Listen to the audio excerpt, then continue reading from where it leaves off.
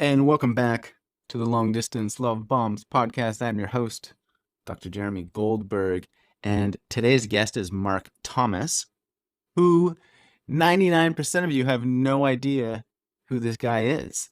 And before I introduce him, I need to step back to January of this year when I put a post on Instagram, which I'm going to read to you now because it will help to explain how this episode came to be.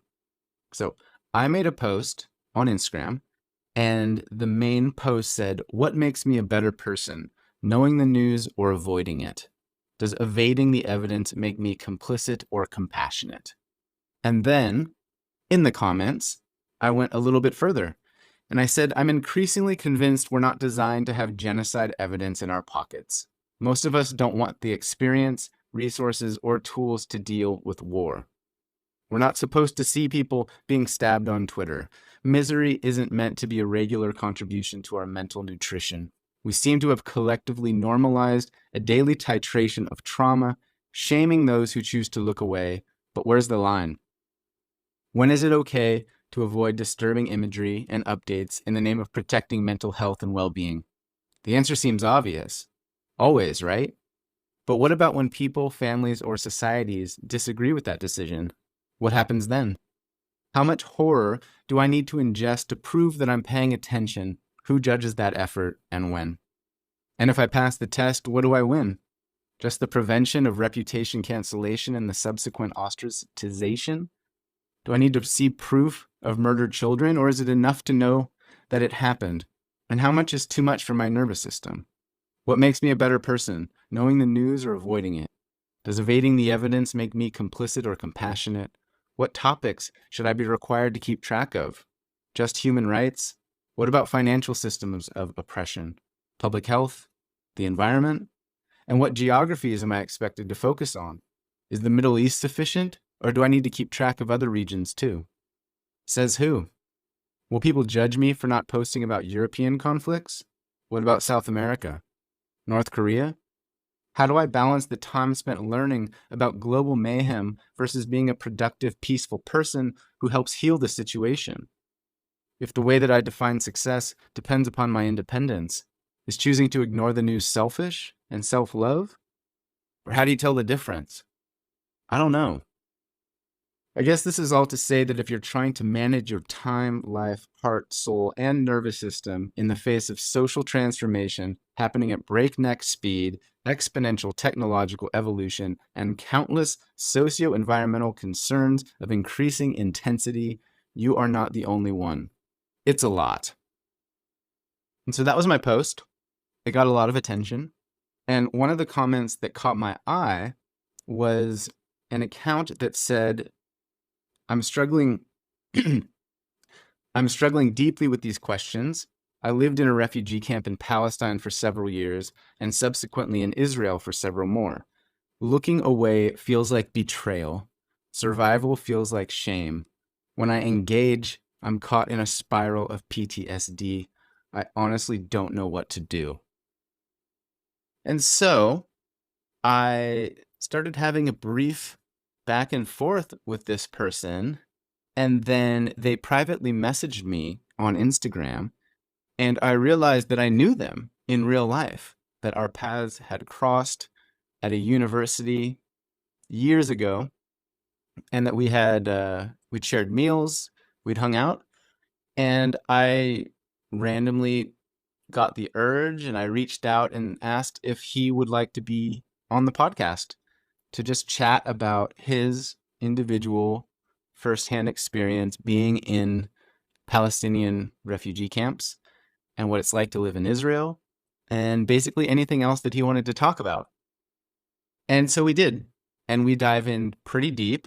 It takes a little bit to get going, but about halfway through, and certainly towards the end, Mark opens up very tenderly and very vulnerably and extremely courageously to share very significant parts of his life and his past. He shares his hurts and his confusion, and I just really respect that. The stuff going on in the Middle East is admittedly outside of my pay grade.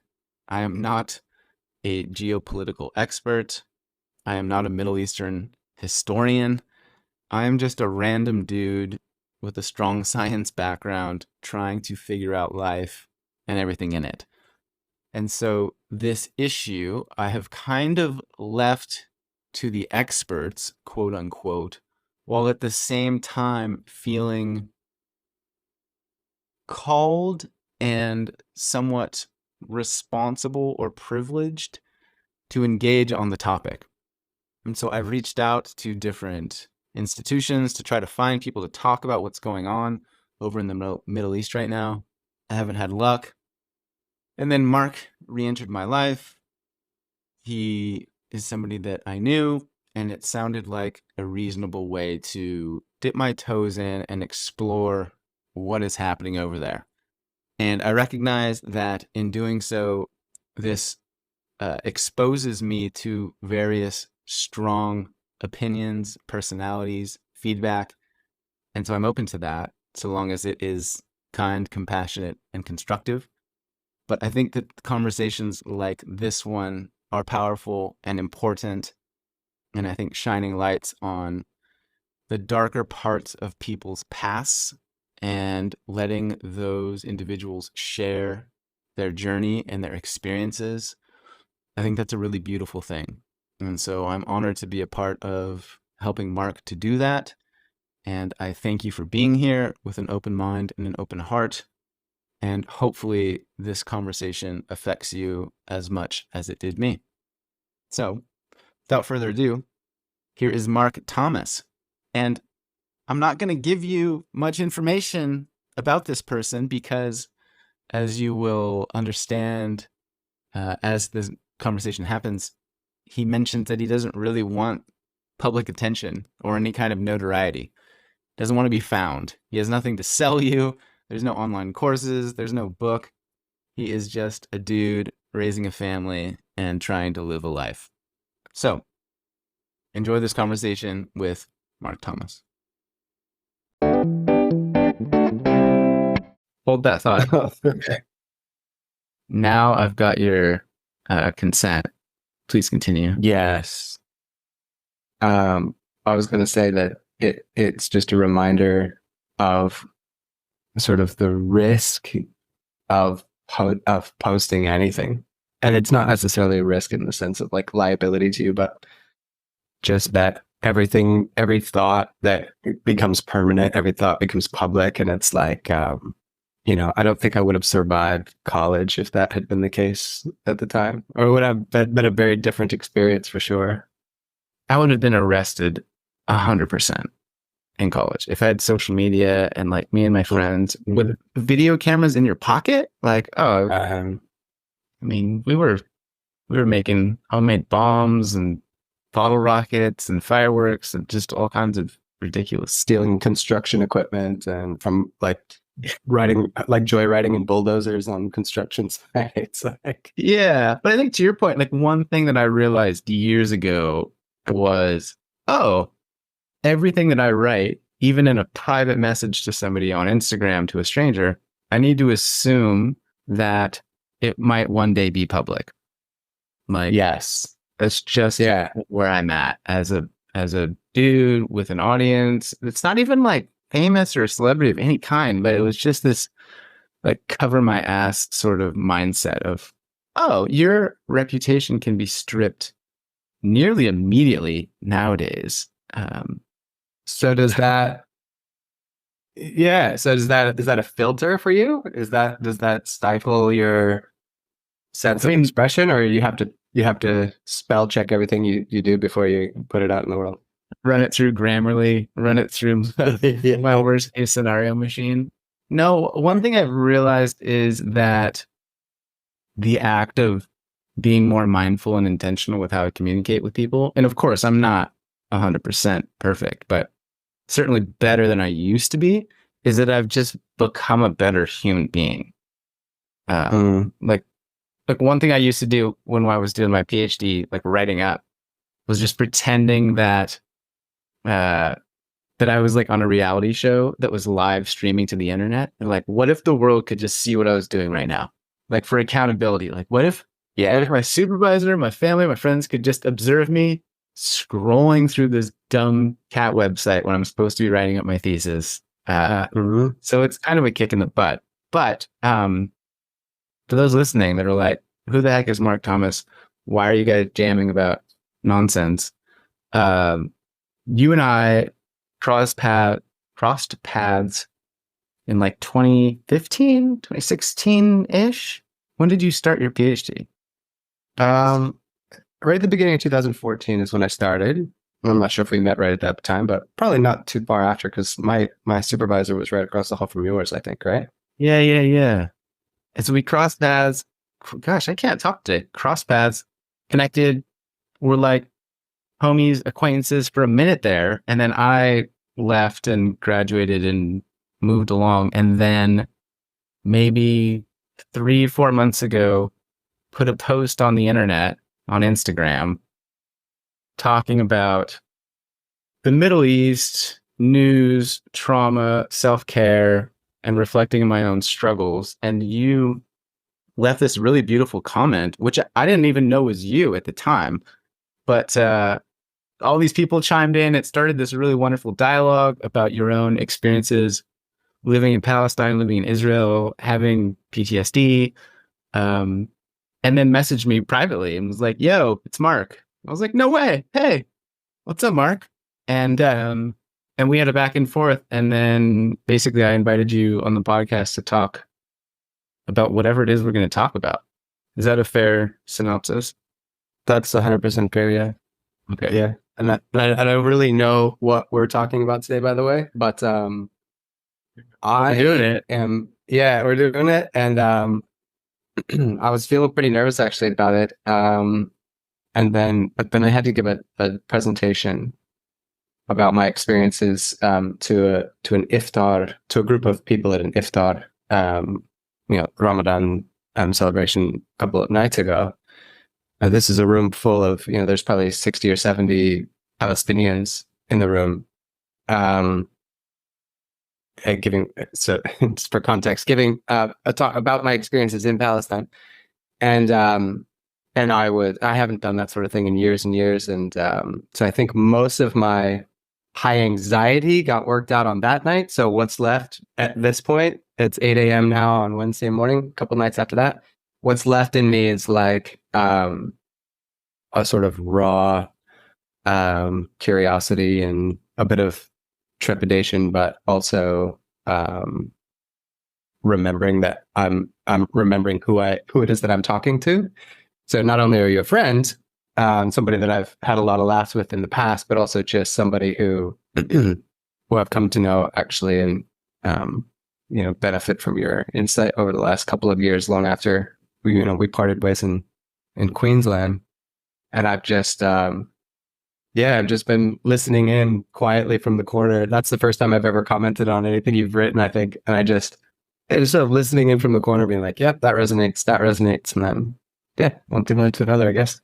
Yeah, maybe what I'll do is in the introduction to this, maybe I'll read some of that post so those listening have a bit of context as to what we're discussing here. But maybe do you mind expanding a little bit on your experience there when you say somewhat flippantly, like, oh yeah, I gave a talk to 70 Muslim people about my time in the Palestinian camps. What did you talk about? Why did they invite you in? Yeah. Do the quote first, or do the post first. Okay. So and then I'll explain it. I'll do it after. Let's assume that like okay. We're gonna have to like time travel back, and the post is essentially like, yo, yeah. I'm okay. Here's the quote. Yeah. Okay. Okay. So I'm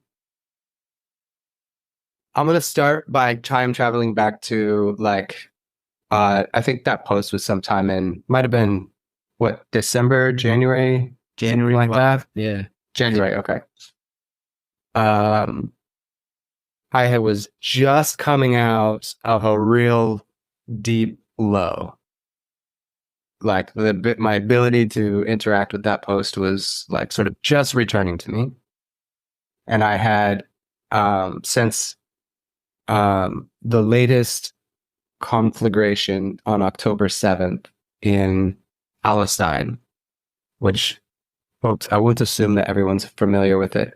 Not everybody watches the news, I suppose, but there is an unspeakable amount of violence unfolding right now in a place in Palestine, in a place that I spent about 10 years of my youth in, 10 years of my younger years, between the age of about 20 and 30. And the people who are dying and hurting are people that I consider my family. These are people that I love with all of my heart.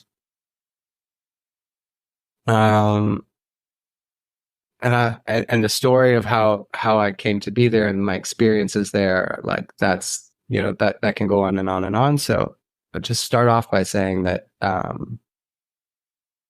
everyone, that's the place I consider home. So I'm from Colorado originally, but and in some ways that'll be home too. But Palestine is my home, and my family are in real and present danger on both sides of the Green Line. So that includes Israeli communities inside what they call the Green Line. It's an armistice line that demarcates the internationally sort of accepted boundary separating Israel as a recognized country from the territories that it occupies militarily. And I have friends and family on both sides of that line. So I lived in Palestinian refugee camp in the West Bank for several years in a city called Nablus in the northern part of the West Bank.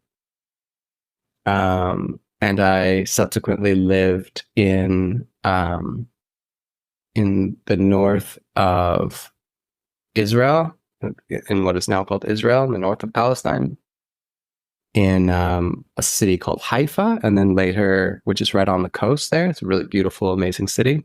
And then later, even further north and more inland in a region called the Galilee, which anybody who's got like a sort of Christian background would recognize the Galilee as the place where Jesus walked on water.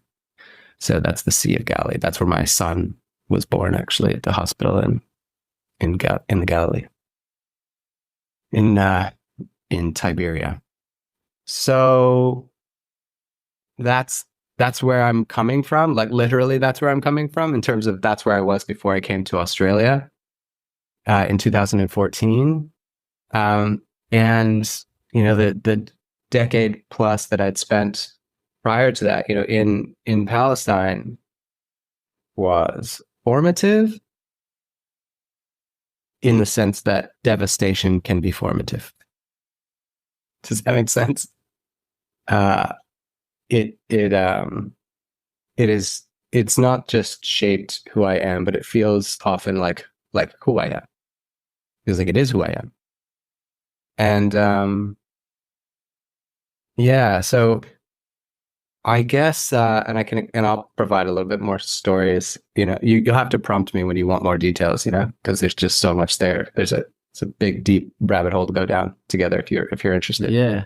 I just remember though, like meeting you and sort of doing the standard, like, oh hey, like where are you from? Like, what are you doing? Like, oh, this is my partner, and it came up, and you're like, yeah, I was just in Palestine and Israel, like on the front lines for a decade, and now I'm doing my PhD in business. And I was like, I remember having this moment, like, who are you, bro? Like, I mean, but never, and kind of like how do you say it? Like planted the seed in my brain of like, oh yeah, remember this, like ask him about this at some point when it comes up and feels right.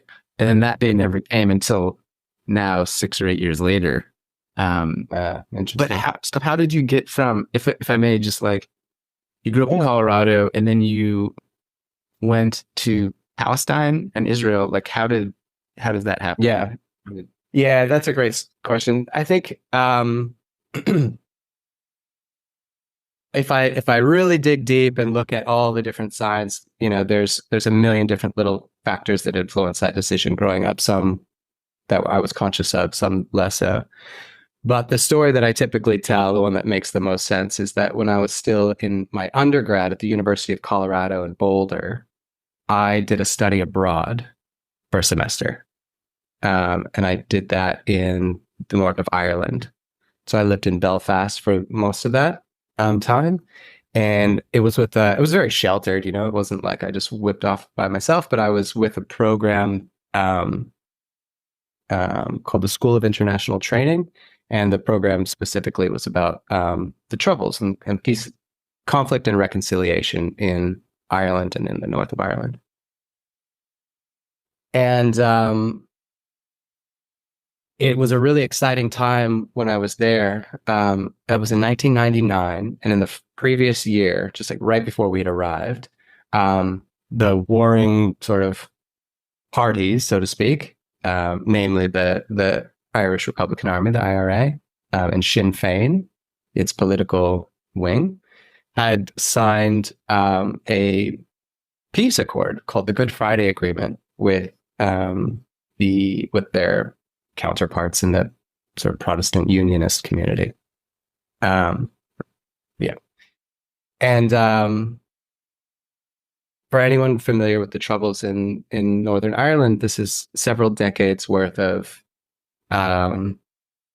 sort of I don't want to mischaracterize it. It's not a war. It's so there's an occupying army, the British Army in the territory, and a sort of paramilitary violent resistance to that occupation.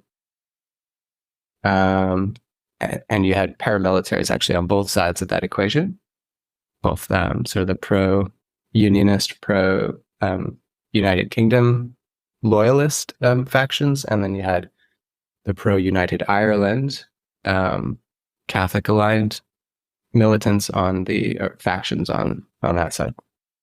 And there was a lot of violence over that period of time, a lot of horrible violence, a lot of kidnapping, murder, car bombings. They'd do drive-bys with RPGs into pubs, things like that. Like really, really just despicable, horrible violence. And the thing that really struck me was just that, like the national mantra at the time when I was there was about reconciliation. And they had all of these initiatives, grassroots community initiatives, getting hardened militants to like put their guns down and sit down and like hug it out, basically. And I was just shook by their capacity to be held accountable to themselves and to others for what had happened and what they'd done, and to reconcile and forgive and move forward. I just didn't know that it was inhuman. Like I had a suspicion that it was in humans to be horrible to each other. That, but I'd never really understood their capacity to be wonderful to each other in that sense. Not really. Not after that kind of horror, not to those same people. And so that just, I was at the time in Colorado, I was studying business finance. It's just as a kid, I got into school, I wanted to be rich, and that was my path.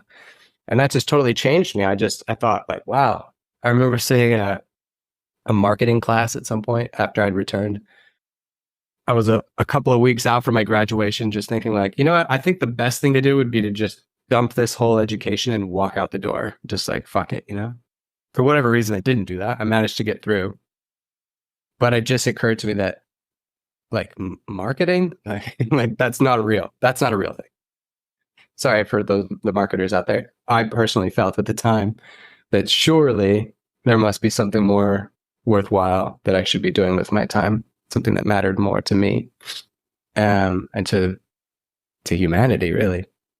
So I had it in my head. After I graduate, I'm going back to Ireland, and I'm gonna like do this. I'm gonna start magazine. This is kind of like before the internet was really a thing. Oh, I'm going to start a magazine, and I'm going to, explore the concepts of conflict and reconciliation through the arts, photography and poetry and prose. And it was a very 20-year-old vision, really.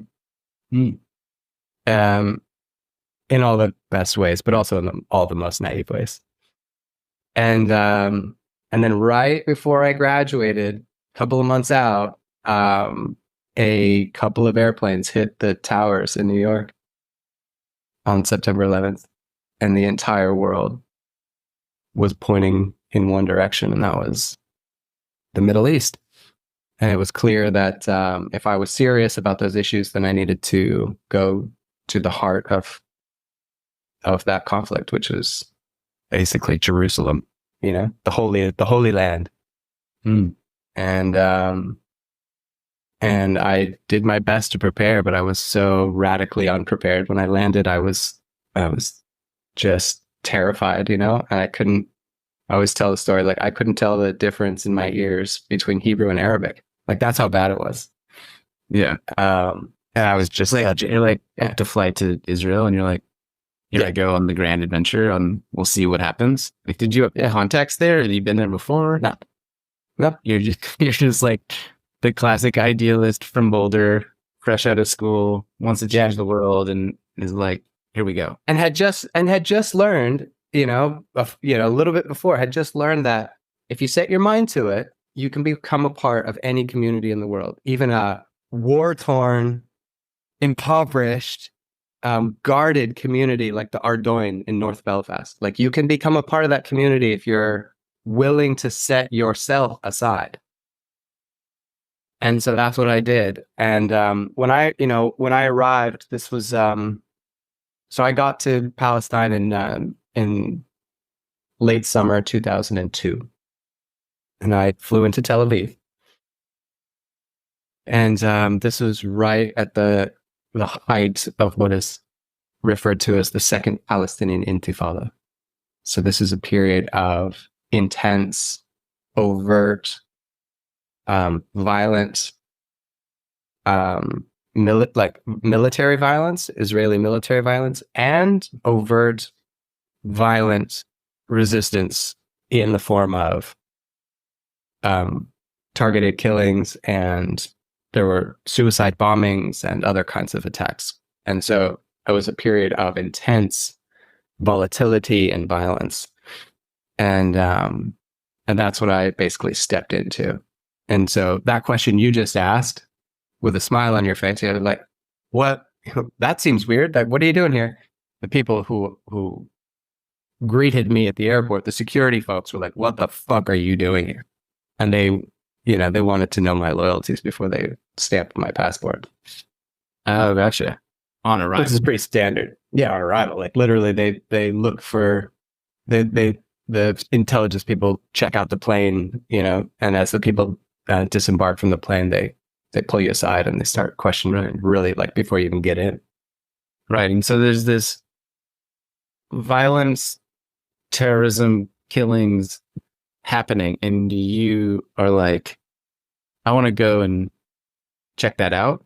But that's where I want to go do my learning. Yeah, basically, yeah. Yep. Can you imagine how annoying that must have been for people who had just like, I mean, it wasn't that long before I witnessed a bus explode. Like, I'm not exaggerating. Like from, right around the corner from where I was staying, my little youth hostel on the beach. In Tel Aviv, yeah, there was a suicide bomber in a bus, and like, I had showed up basically being like, hey guys, what's going on? Like, tell me, what's your experience like? What's going on? And just what I encountered was either just a sort of concrete faced, what I would later come to understand as trauma, a trauma response, or an outright, violent response, just anger. And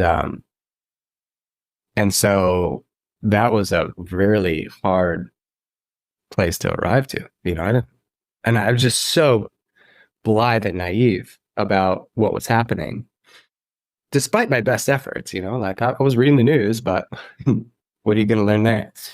And So yeah, it was not a warm welcome, you know. It sounds like a little bit of the ignorance is bliss embodiment of like combined with this wonderful naivete of I could integrate into any community that I want so long as I persist and believe that it's possible. And you kind of had really hybridized personality traits and were just like persistent. Like, why did you not? I don't know. I'm trying to like project myself into that moment of like, if you're being met with hostility, stonewalling, questioning, second guessing in a place where buses are exploding, what do you think caused you to stay? Like what drove you to persist in that and not just say, maybe I'll go to Ireland now? Or Yeah. I mean, in some ways, it's a confirmation bias that, like, clearly I came looking for what was important. Clearly, I've landed in the right spot. I just have to overcome this handicap that I've brought with me. Did you ever, like, back in the day, maybe in college, have, be a little bit drunk and then smoke a bunch of dope and just feel horribly high, like sick and high, and just desperately, you get the spins and you're just desperate to feel sober? well, familiar with that. Yeah. Yeah. So like you'll get there in time. And to get there, you're going to have to walk through the worst hangover of your life, and you're going to feel like death, and it's just going to take time. And so for me, that's what I was heading for. Like I just needed that sobriety, but to get over my blithe naivete was just going to take, I had to walk through the hangover. Right. Like this Had is a learning experience. Yeah. Yeah. I remember reading this tweet once about somebody had commented in a Reddit thread or something saying that they had ingested an obscene and outrageous amount of marijuana edibles. And one of the highest rated comments was something like, hey man, this is one of those learning lessons that you're just going to have to face. So grip tightly to the planet and just ride it out. Like there is no other way around it. Like you're just going to have to go through this hell. And it sounds a little bit like that's what you're saying here is, committed to it. This is how it has to be to get to that inflection point on the other side where I'm doing important work in an important place and I'm accepted and I belong and I'm fulfilling my dharma or whatever. Yeah. Is that fair? Yeah. And it's also, I mean, there's also a practical component in the sense that like an idealist youth traveler, backpacker type tends not to have a savings account. So like, where was I going to get the money to change my ticket home? Even a couple $100 wasn't in the budget. So it's like, okay, so we'll just see where this goes. I mean, I could have called home and been like, I've made a huge mistake. Is there anyone there who can fund a ticket home? Might have been able to squeeze that out of a parent, maybe. I don't know. But it didn't even seem within the realm of possibility. It was just sort of like, well, you've really landed yourself in it. But like you said, you're just going to have to grab on tight and see where it leads. Yeah. And so you stayed in refugee camps for several years and then moved over to Israel after that? Or what's the next chapter in your story as this is unfolding for you now? So imagine me just, like notebook in hand, like walking around trying to interview random people in the street. Like, tell me what's happening. Please tell me what's happening.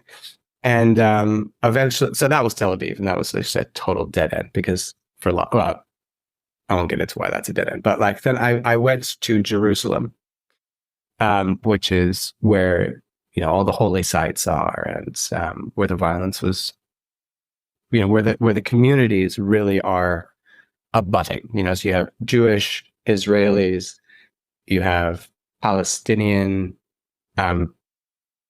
residents of Jerusalem. They don't have citizenship per se.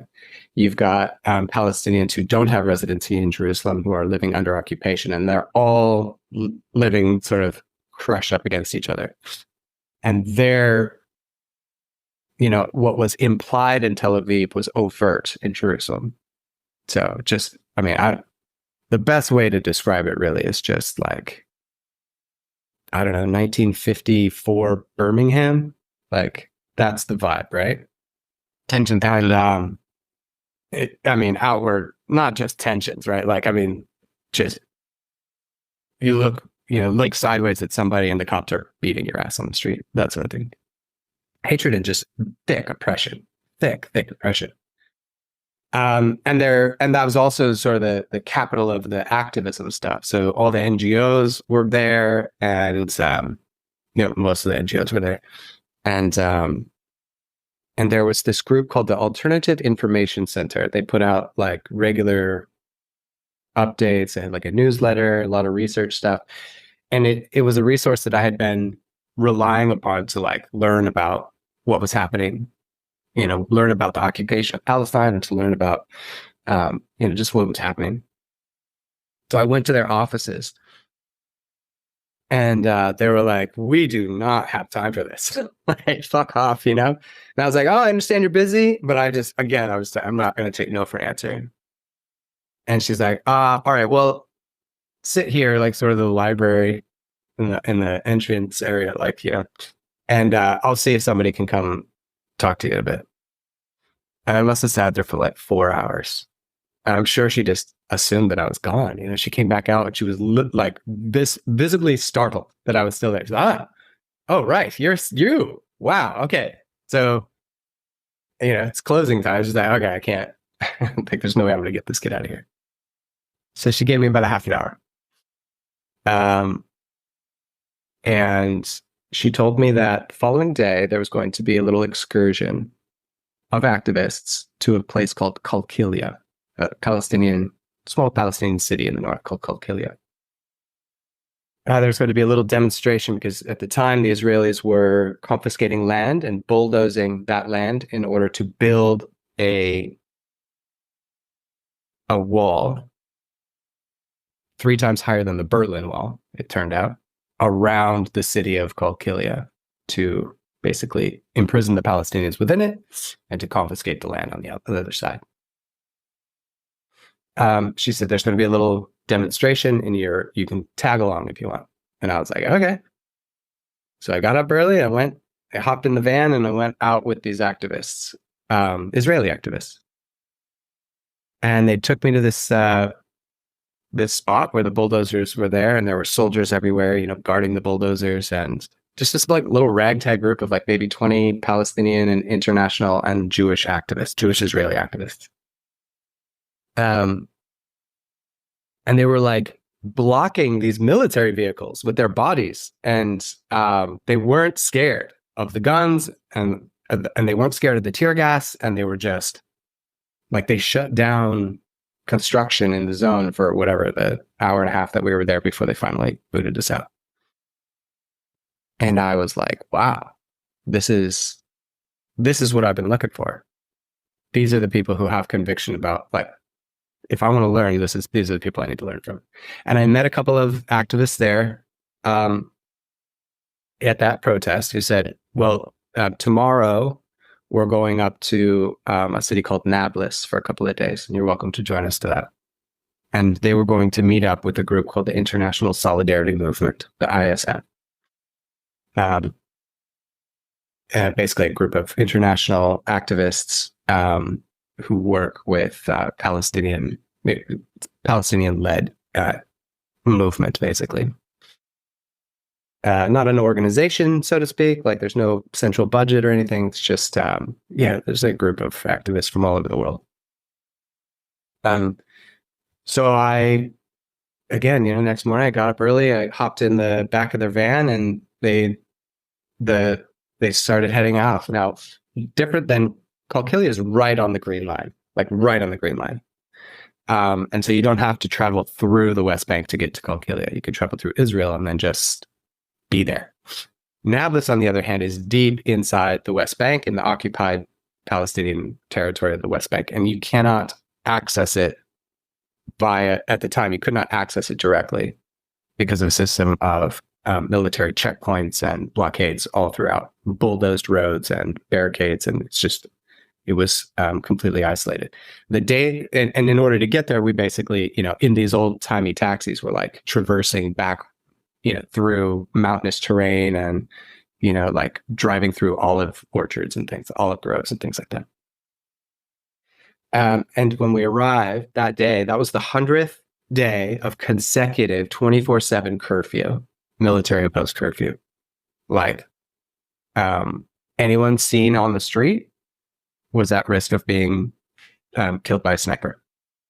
So military said nobody comes out of their house 24/7, tanks up and down the streets. Like, and you can imagine, 100 days, you can't survive in your home for 100 days.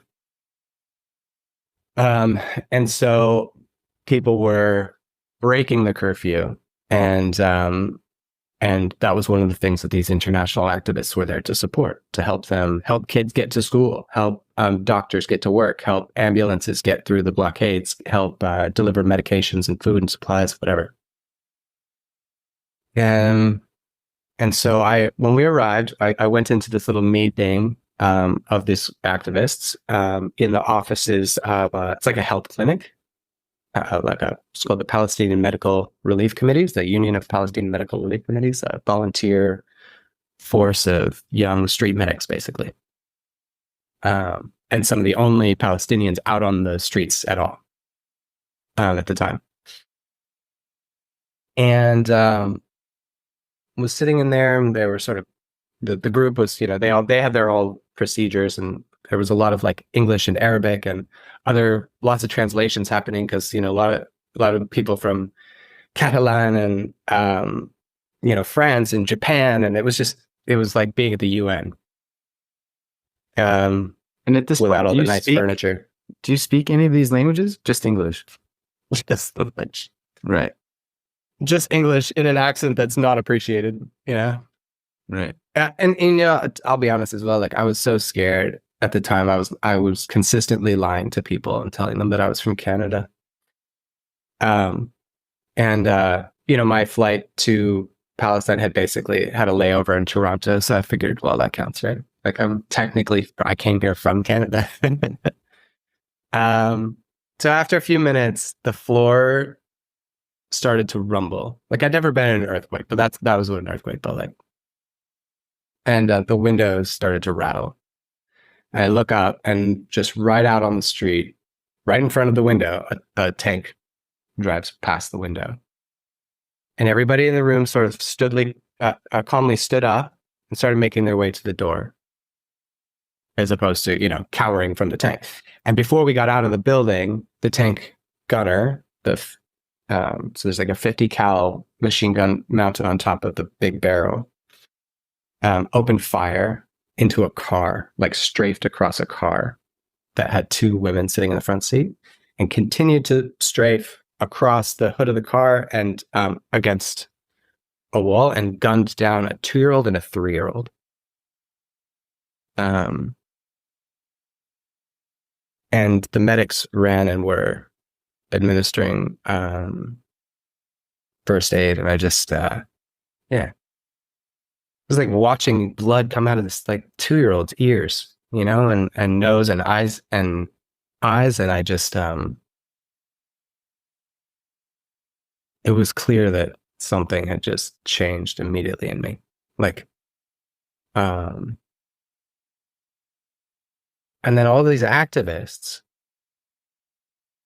they were just standing tall, shoulder to shoulder, and they basically encircled the tank and created like this wall of humans.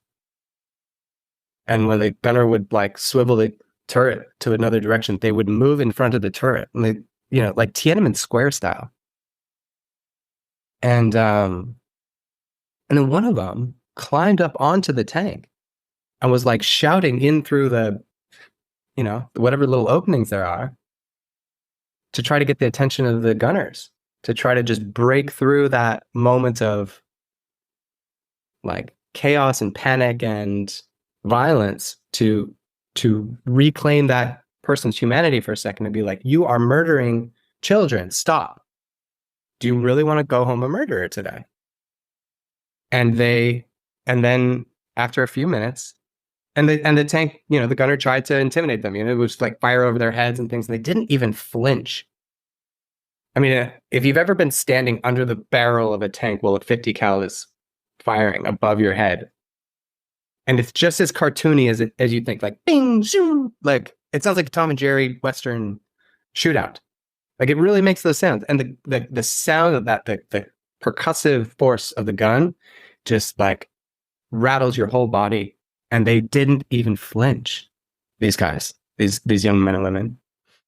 I say young men and women. They were all ages, all ages. The youngest there was 17. This young woman, Fiona, amazing. And I think the oldest on that day was like 72 from Germany. And the tank gave up and like withdrew. So I was, from that moment, I was like, all right, I'm staying here. This is what I'm doing with the rest of my life. I'm not going anywhere. So I had been prepared to stay, like for 2 days. Right? I had a small backpack. I had a change of clothes, a toothbrush, a little camera, and a dictaphone, a notebook. And I think that was it. And I didn't have a pair of sunnies or anything. That was it. Then I ended up just staying there for the next 3 months, living in a refugee camp, living in the home of somebody whose house was slated for demolition by the military because a young person from that household had attacked a military outpost. And yeah, so that's how I got started. And I spent the next 3 months doing that. And then I had to go home. And it was an obsession. I have to get back. I have to get back. I have to get back. So I went home. I spent the next 9 months or so bartending and saving money and talking to people about my experience in fundraising. And then the second I could afford it, I flew back again. And then I had another 3 months. And I thought, oh, well, this can't be as bad as it was the first time. Like, surely it'll be better. And it was just worse in every single way. Just in every single way, it was worse. And I did another 3 months. And then I had to go home. And the reason the 3 months, by the way, is because I'm on an Israeli tourist visa. Because the Israelis control who gets in and out of Palestine. So if you want to come in, you can get in on a tourist visa. But a young kid trying to get in multiple times, every year for 3 months, they catch on pretty quick. So the next time I came home, I had a bunch of footage and I made a documentary out of it with a couple of filmmakers. And then, again, raised a bunch of money. And the second I could, I've tried to fly back again. And on that third go, they just grabbed me right at the border and threw me in prison. And then I was deported, which is pretty devastating.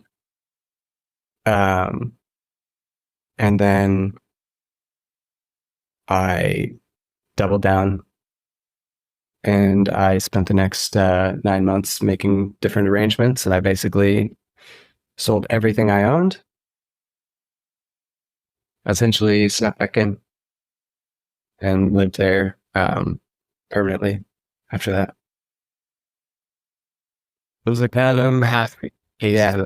You told me no, and now I am absolutely going to do it no matter what. There's no no. Yeah, there's no no. So then I was living there permanently. Well, the situation. Yeah. It's wild to me too how in this recounting of your life, the sentence, "Oh, I was stopped at the airport and put in prison and then deported," was just almost this blip of, "Oh yes, that happened," but that's not the important part. What the important part is when I snuck back into the country after being arrested at the airport and deported. So how does one go about sneaking into a country? Yeah. Well, let me statute of limitations and such, but yeah, I'll refrain from giving too many details about how I managed to get back in. But one of the things that I will say is that I did sort of flippantly fly past the getting deported part there. And in truth, it wasn't like what we say in Arabic, adi. It wasn't it wasn't normal. It actually impacted me deeply. By the time I got there, after having traveled on the cheapest possible ticket with, 3 layovers or whatever, I was dehydrated and jet lagged and exhausted mentally and emotionally. Not just because of the travel, but because of knowing exactly where I'm heading and what I'm getting myself back into, despite having already been showing some pretty obvious, in retrospect, obvious signs of serious trauma. So I was in a very vulnerable state. And when they grabbed me, I was interrogated that day for on and off for about 16 hours with no food. And I was a smoker at the time. So I was, being denied cigarettes or being given them strategically whenever. And I was deeply susceptible to suggestion, to like a hypnosis can make you think you're a chicken or whatever.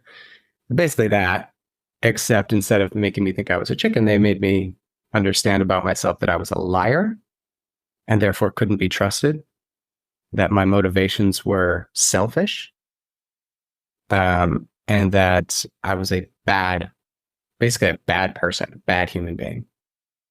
So by the time I got home, I felt like shit. I felt like a bad person. I felt like I was a liar and a coward and a failure.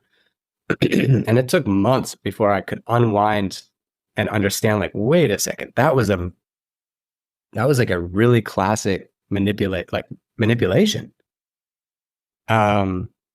And the techniques are well understood. I mean, it's like, neuro linguistic programming. Like, it's a skill you can learn, and it's clearly something they were practicing on me. I mean, it wasn't coincidental that the woman who was interrogating me, or that the soldier who was interrogating me, was like at the time, my concept of the ideal woman. This just gorgeous, dark, strong, demure, take charge type. Like, they profiled me at the airport. That wasn't the first one I got. That was the third one. That's the one they were like, oh, this is the one. This one sticks. They'll open up to this one. And she just played me like a fiddle, man. I spilled my guts. I told her everything. And then you go home, you figure out a way back into Israel, and then you're back for more in the same. Back for more. Or? Yeah. And when I got back, by the time I got back, the intifada, so to speak, the sort of like armed resistance, or organized resistance, I should say, had kind of been wiped out. Most of those fighters were either dead or in prison.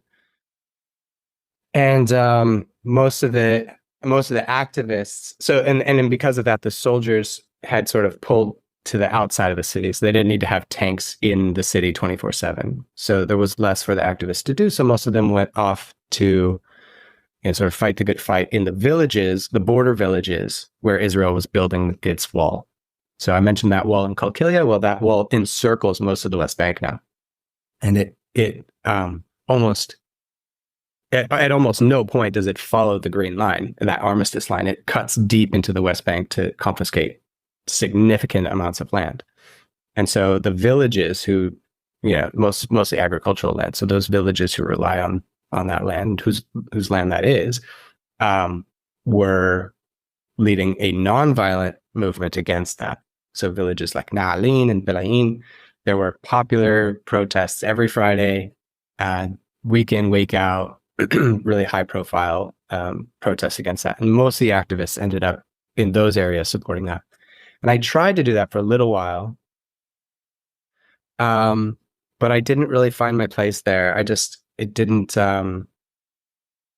wasn't me. And I missed Nablus, the city that I'd like been in before, and I wanted to be back there. So I ended up moving back into a refugee camp called Mukhayim Balata in Nablus. And for like the next year and a half, I was essentially one of the only foreigners in the city, let alone in the camp. And when when foreigners would come to the camp on delegations or whatever, like they'd show up at the camp, and like the camp residents would just point to my flat and be like, "Yeah, that's the guy. You, like, go visit him," And they'd like come up the stairs and knock on my door, and I'd open the flat, and it'd be like oh God, I don't even know how to describe this. Like, you know how you climb the steps to like visit the guru in the Himalayas or whatever, and like you get to the top. So I was like that, except when you get to the top, it's this just shaggy, ragged, emaciated, hardened person. Like I had this thick, long beard, and my hair was long and dusty, and my eyes are sunken in. I was chain smoking. You're like Forrest Gump when he finished that run. Yes, that's just how I looked. Exactly. Just this haggard Yes. American in the middle of this rain. Yes. Who had been like through multiple bouts of like serious intestinal infections because the water is consistently being poisoned by the destruction. The Israelis, they tear up the infrastructure, so they like put a D9 Caterpillar tractor bulldozer in the street, and they have this giant hook on the back, and they just drop the hook down in the street and then rip and then drive and just rip everything up. So all the water pipes, all the sewage is just everywhere. So it's really easy to get ill from that kind of stuff, right? So I'd been through multiple bouts of like typhoid or something, and then like flat. Yeah. Sorry. During this time, how often are you experiencing violence, trauma? I mean, is it still an everyday occurrence, or is it just this persistent thing in the distance? Every single day. Every single day and night. So literally every single night, the soldiers come into the camp and drive their vehicles and shoot and throw bombs out the windows and tear gas people in their beds. And they do it to provoke responses. So like if anybody's, lose their temper and has a gun, well, they call out to them in Arabic, like taunting them to come engage. So it's just every single night you've got military convoys snaking their way through. And my flat was right at the entrance of the camp. So every single night there's a firefight going on right out in front of my flat. My windows completely shot out. Bullet holes all on the outside and inside. Every single building in the camp is riddled, pockmarked with bullet holes. Every single building.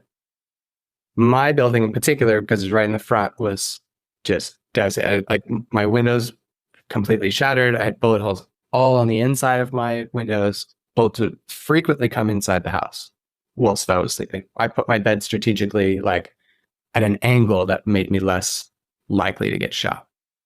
I had blankets up over the windows to keep the wind out. So I talk about having a house or a flat. It's a single room. It looks a bit like a jail cell. There's a sink, like a little dentist style sink. It's like, less than a foot in diameter on the wall.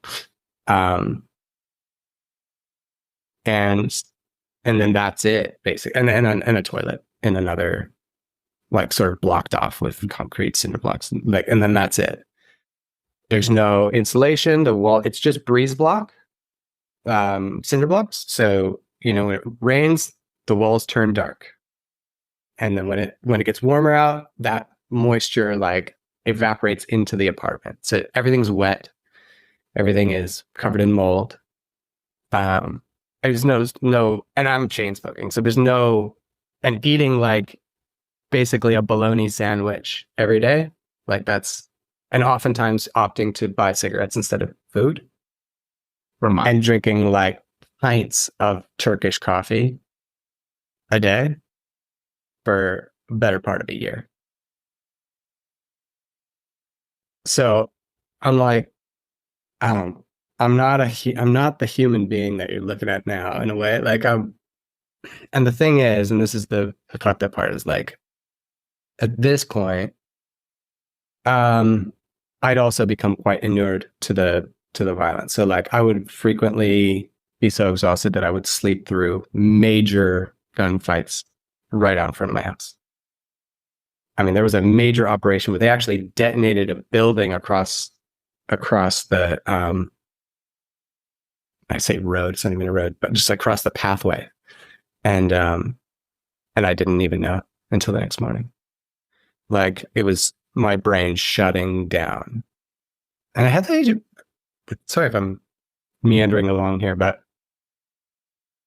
I used to have this experience where I would wake up, because usually I wouldn't fall asleep until after the morning call to prayer, because that was usually when enough people would come out into the street that the soldiers would pull out, because it's like a strategic advantage to have a bunch of jeeps and a convoy while people are, pouring into the mosque first, before right before dawn.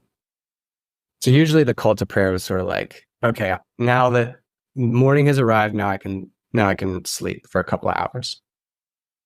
So I'd fall asleep and then I'd wake up, and by the time I'd wake up, a couple hours later, all of the camp would be well alive and bustling, and people out there shouting prices of vegetables, and the guy with the coffee, he had these two like brass cups and set them inside each other and just move them just at the right pace and tempo to create this beautiful music. And the taxi shouting, the price to get up to the city, and all the kids and the roosters cawing, and like it's chaos. The camp is chaos in the most beautiful, wonderful way. But every single morning I would wake up and it would be dead, dead, dead silent. Like literally silent. I'm wide awake, but silence. And then there'd be a moment where I'd say, okay, I'm awake now. And then I'd say, okay, start letting it in. And the first sound I'd go to is that sound of the coffee seller with the cups. So I'd just allow that sound. And then all of a sudden I could hear it. And once I heard that sound, then all of a sudden the whole thing would rush in. And all that cacophony that was there the whole time, suddenly I was hearing it. And it doesn't last long. It was like, but long enough to be really amazing about what the power of the brain is actually doing that moment, protecting me, holding it out. I mean, you don't hear sounds when you're asleep, not unless it's like a bang right in front of you, Like when you're asleep, you don't hear the people in the room. You don't hear the TV anymore. And that's what it is. But that persists whilst I was awake for like, 5-10 seconds. I used to find that a really magical moment, but also in retrospect, realize like that was a really classical trauma response that I was experiencing. Yeah, I was thinking, on one hand, it could be perceived as this intense presence or focus, but on the other, it's dissociation from reality, right? Dissociation. That's exactly what it is. Yeah. Yeah. Like I'm just completely shutting it all out because it's too much. Yeah. My system's overwhelmed. And yeah. So at some point you had asked actually earlier about but you mentioned I was living in Israel. Right. As well, right? Yeah. So eventually, yeah. So eventually the army, so the context of this is that the armed resistance was sort of having its last stand in the camp. Nice guy. Just a quick ignorant question. Yeah. No, so there's no ignorance. Yeah. So why did the Israeli army that's patrolling this area not see you, this haggard Forrest Gump person who's clearly not local, and just sort of take you away and arrest you? Or were you hiding and avoiding? Or yeah, that's a great question. So there are different statuses of being wanted. So you could be properly wanted by the military and be a target of assassination, for example. No, that doesn't really happen. Well, at the time, that was like arguably had only happened maybe twice to internationals, and both times that was in Gaza. So I would say that Tom Herndal was intentionally targeted for assassination. He's a British activist with our group. And I'm kicking myself for forgetting his surname, but I think his name is Ian. But basically a British guy working for I think he was British actually.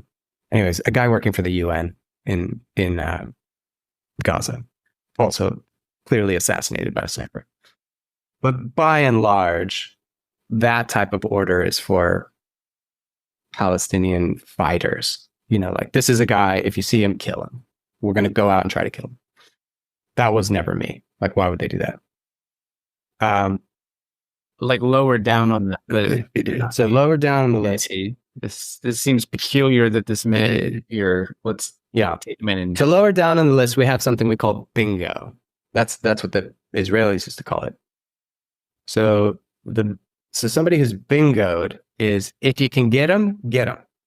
We're not going to spend any money on it. We're not going to send a convoy of tanks in for this guy. Like, he's an annoyance, but we're not going to put it, and we're also not going to put anybody at risk. So soldiers in Nablus are horrified, terrified all the time. Terrified. They are afraid on such a visceral level. So which is obviously, really dangerous. They don't get out of the car. They don't get out of the jeeps, of the tanks. So when they're in the city, they're in the vehicles. So they can't grab you. Like, they've tried. Like, you get close and they open the door and try to grab you, but they can't. Not without getting out, and they generally won't do that. Right. Again, remember, I'm talking, this is a situation 2007. So this is not 2007, 2008. This is not necessarily the current situation. I don't speak for that, just my own experiences back then. Right, yeah. I know of one international activist, a guy even more crazy and haggard than I was at the time. This guy, Miga. He's legit. He's amazing. Just amazing. And fluent and fearless and kind. Just such a wonderful man. But he was a proper thorn in their sides. And they actually did launch an operation to grab him. So he actually got disappeared one day. He was standing outside of his house, standing outside of a house in East Jerusalem. And a white van screeched to a halt in front of the house, and the doors flew open, and a team of commandos disappeared him. When I say disappeared, I mean, took him, deported him. They didn't kill him. Yeah.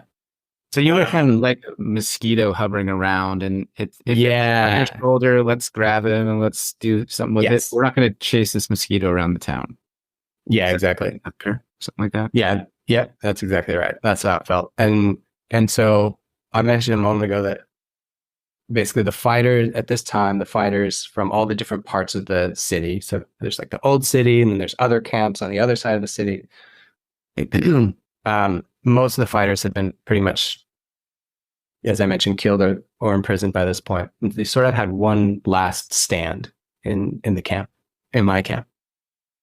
And one night I was filming, as I usually did, so I'd film these gunfights at night and file reports and send the footage out to Al Jazeera or whoever would publish it.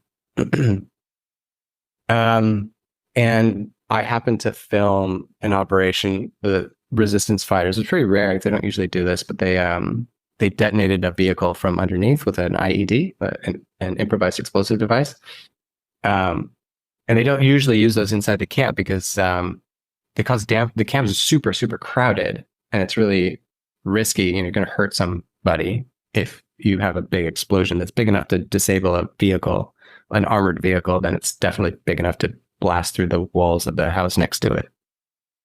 But for whatever reason, this Jeep was taken out, and then there was a firefight afterwards and all that. And I had it all on film.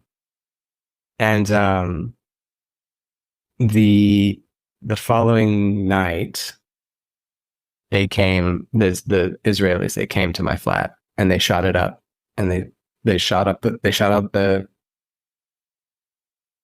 windows, whatever. They shot through the windows, and then they shined a big bright spotlight through my window, and in English over the loudspeaker told me it was time that I get the fuck out of the camp. So I had to leave at that point. Yeah. So I didn't leave Nablus right away, but I did leave the camp, and and then at some point, in order to stay, I needed to do something different. So to stay engaged and be in the region, I needed to, shift. And so I was dating a woman, an Israeli woman, who had been introduced to me through some Israeli activists who had taken care of me on one of those times that I was really sick. and she had helped to sponsor me, basically to keep me there. Um, by convincing them, that's kind of how I stayed, like convincing the authorities that we were in a domestic partnership. That was a kind of partner visa sort of thing. They don't exactly have that, but it was basically how I got it. And so we sort of hit a crossroads. I was like, all right, well, if I'm either going home or we're going to like have a go at this. And so we started a relationship, she and I, like a real one. And it had been growing over time, and it was hard for me, actually. It was really hard for me because she's Israeli and she lived in Tel Aviv. So when I would like go and visit her, I would be just overcome with feelings of shame and guilt and also terror because, this is like one of the first Israelis I'd ever met who wasn't on the front lines as an activist, who was like not pointing a gun at me. And shame and guilt specifically around. First of all, like a betrayal, like there's people in the camp, they're still being shot at, and I'm like going and getting a good night's sleep and going on a date and, having being touched by a beautiful woman and like, and over time, even on Instagram, you said something like, what was it? Nothing short of dying on the front line feels like enough. I remember I scrolled back through that post and was looking at some of the comments, and that's such a, it gives me goosebumps. And just that ideal of anything aside from that is guilt inducing. So joy, love, happiness feels like a betrayal to the cause or to the people. Mm-hmm. And I needed it. Like I really needed it. I was desperate for tenderness and love and so yeah, like fell in love with this woman, and I just felt like, how dare I, and then but I was staying, so I'd go to spend the weekend with her and then like time would come for me to go back, and my body, again, my brain was like protecting me. It was like, you can't go back. And I would just become overwhelmed with fatigue or just, paralyzed. Like I couldn't go. And so weekends became weeks, and then eventually, I made the decision to like move forward in our relationship, or we made the decision to move forward in our relationship in earnest. And so she, as an Israeli, she couldn't even be in Nablus. Like as Israeli civilians were forbidden by the Israeli military from even going there. And so we found a city in Israel with a robust Palestinian community, and that's Haifa, and moved there together. And I got involved in Palestinian civil society in Israel,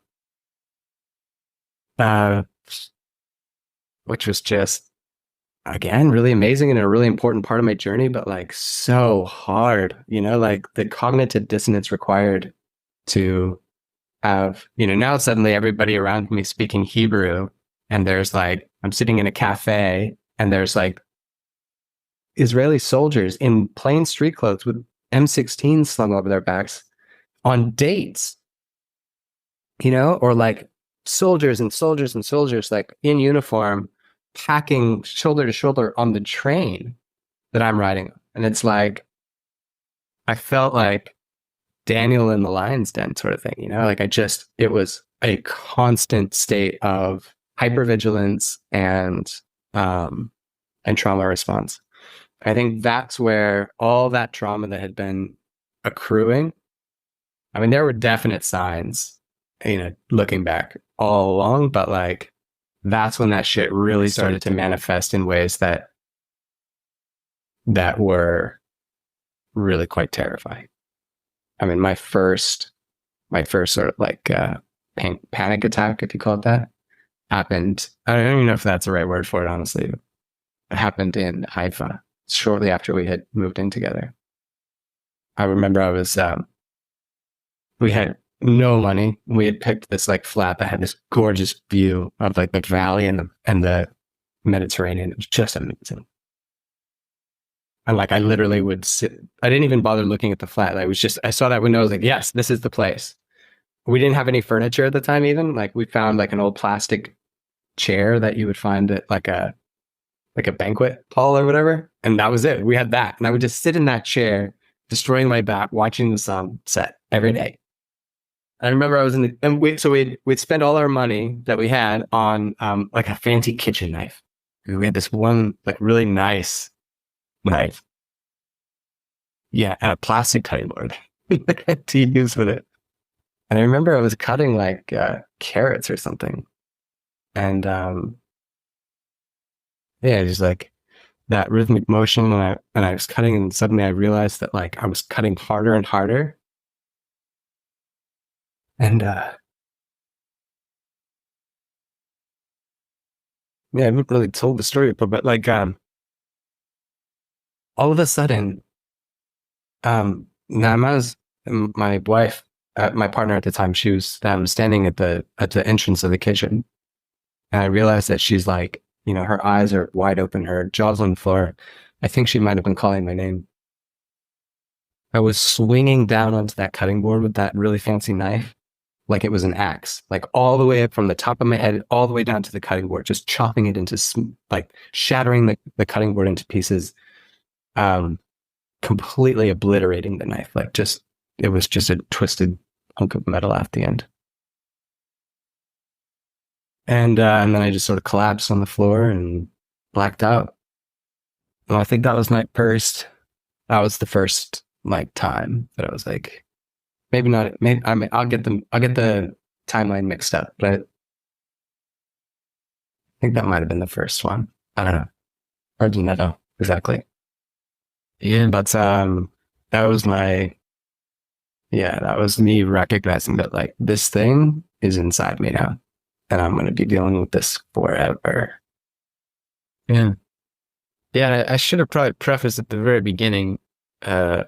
Please feel free to share what you want to share. There's no pressure or obligations or expectations. Let's you But yeah, I this just chronic oversharer. no over. I mean, look, selfishly as a podcast host, oversharing is great, and as a human and as a kind heart, I do want to express, you know, like And I appreciate that. I appreciate you being here and opening your heart and being so vulnerable and so tender, and also look, you know, these are big shares, and if you don't need to feel any pressure from me or anybody to do so. But Well, I appreciate that. I don't feel pressure. I think I feel an obligation to do it, not from you, but I also feel comfortable to do it. But I feel an obligation in the sense that I have, you know, diagnosed complex post-traumatic stress disorder. And it's something that I've struggled with for 15, what year is this now? Like it's something I've been struggling with since 2003, probably. But I've also done a lot of healing, and I've had a lot of tough learning along the way. And one of the things that I've committed to do is to normalize mental health. And so, you know, I bring it up in my workplace, and I don't shy away from it. You know, when I get a new job, I say, look, I've got this thing. I'm doing great now. I've got good resources, but I want you to know, like, I might not always be doing great. I might have moments where, you know, I need a few days off because this is something that I'm dealing with. And I feel supported and I feel equipped, in a much better place than I was in the past. And one of the ways that I stay in that good place is to make sure that the people around me who care about me and who have a vested interest in my well-being know that about me.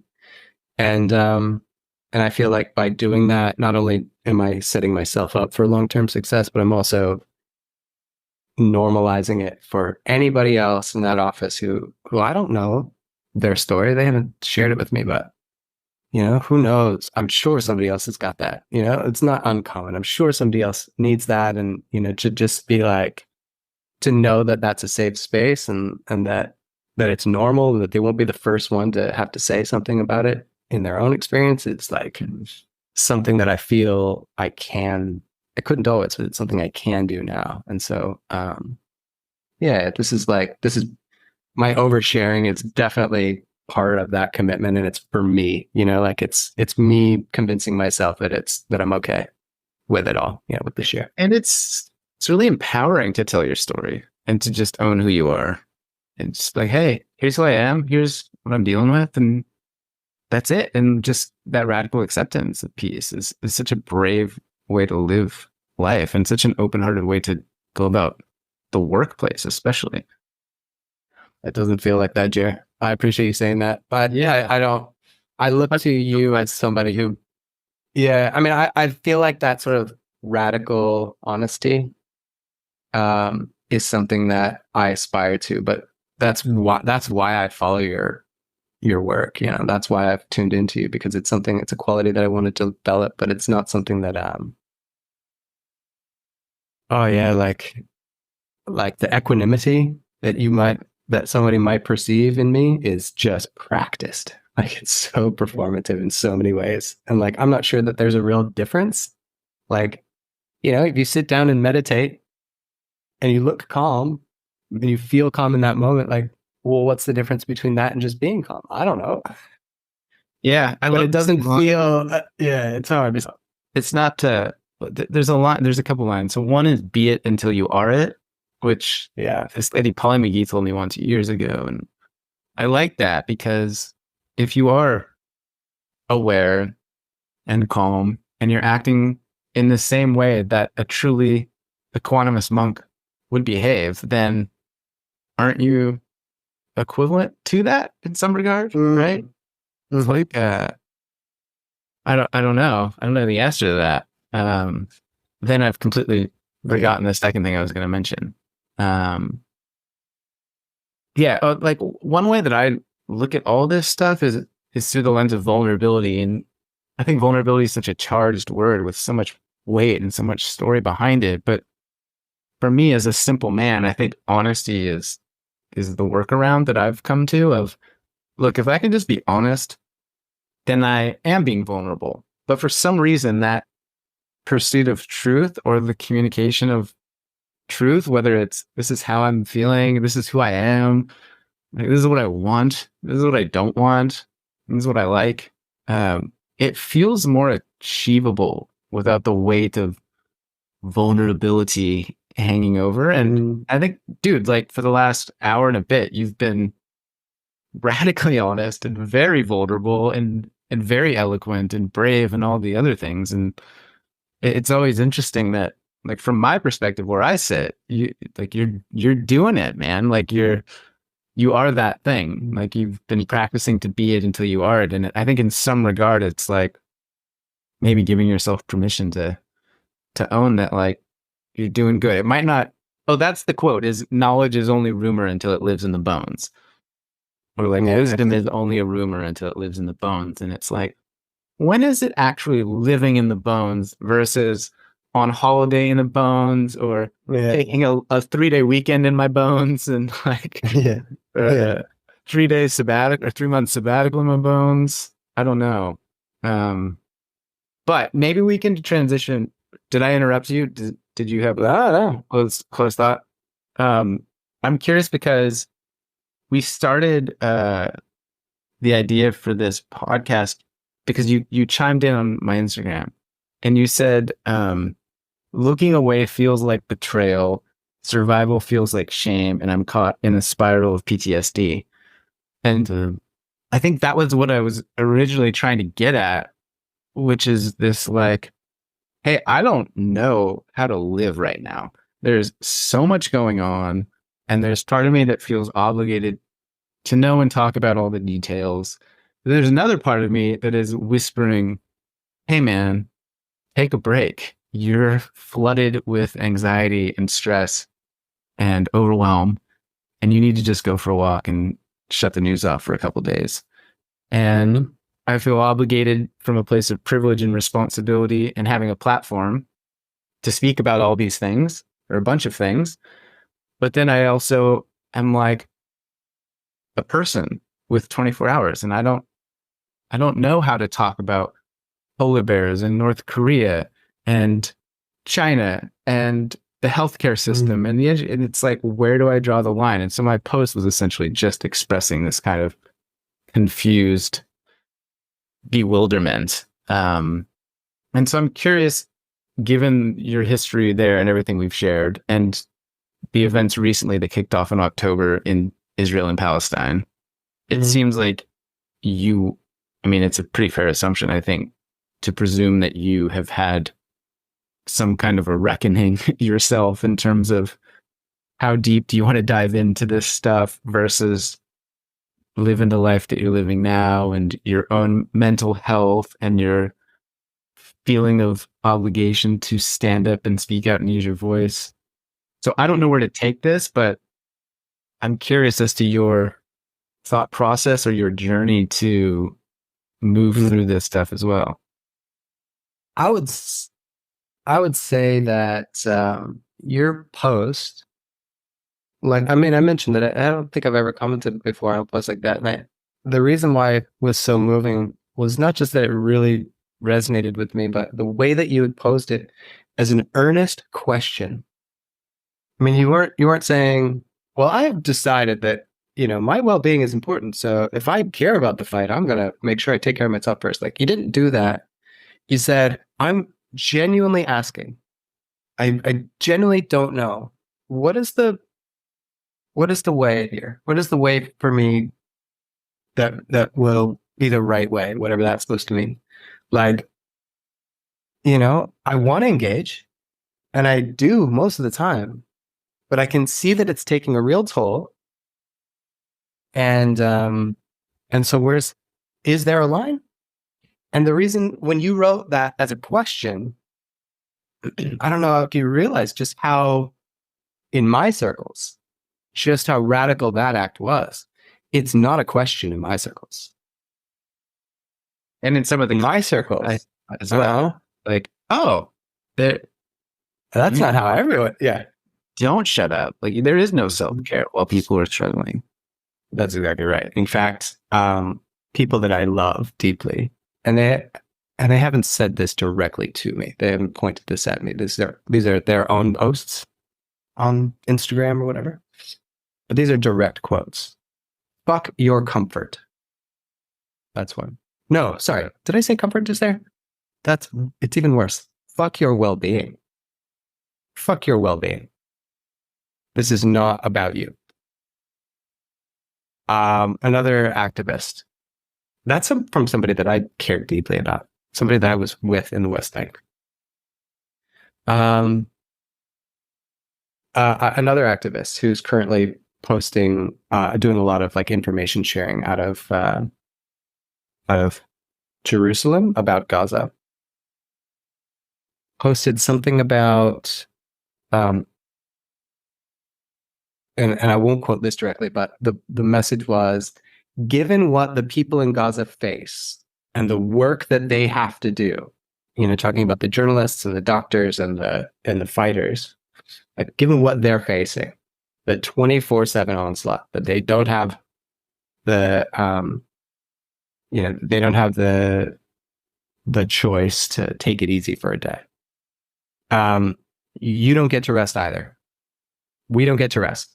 And it's not about your comfort. And if you, like basically saying, fuck this idea that, well, I just, I need to celebrate life in order to be good. No, fuck that. They don't get to do that. You don't get to do that.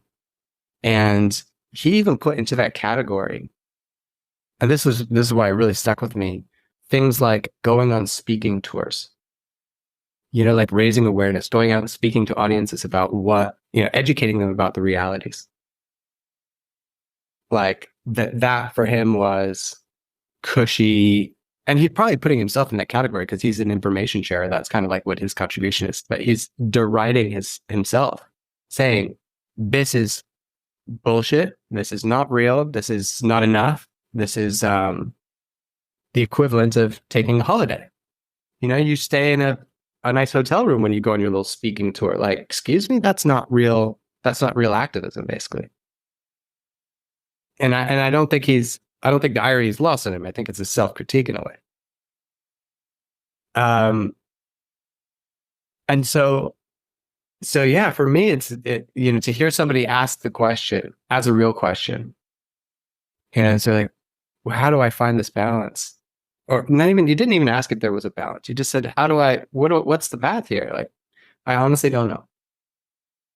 And I'm of two and or multiple and changing minds about it in terms of some days I say, that presentation I gave the other night at Iftar, I said, do we have a right to join together in celebration and eat a big meal? And do we have a right to celebrate our kids going off to university or getting married? Or to enjoy the freedoms that haven't been taken from us? And that night I said, we absolutely have that right. In fact, we have the duty to do it. But again, I mean, am I just trying to convince myself of that? I mean, most days I feel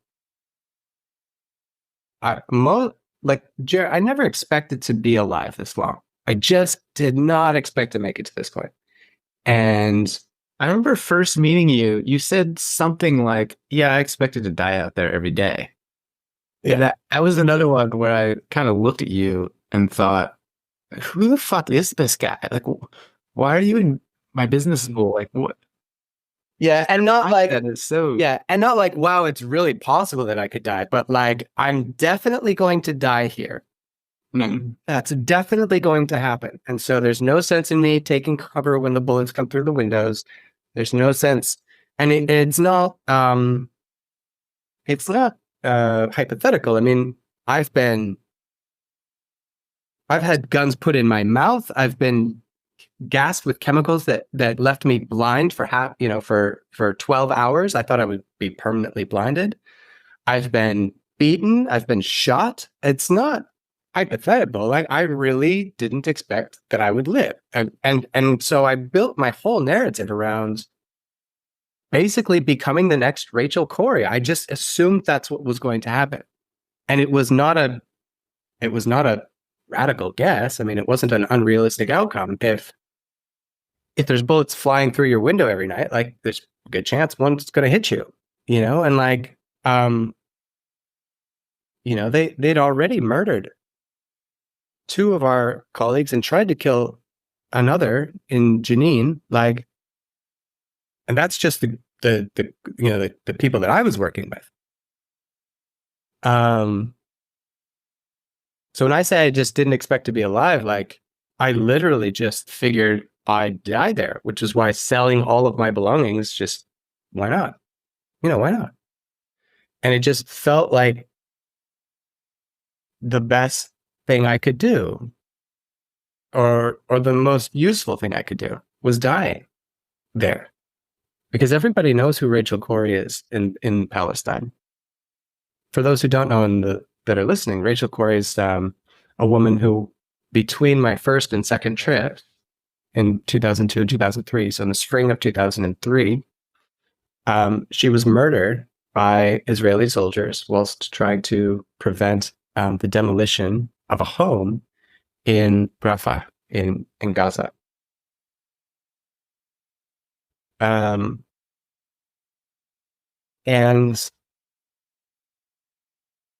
I just came to the conclusion that was my fate, and as it should be, like, that was going to be my, like, that would be enough. That's the only thing that would ever be enough.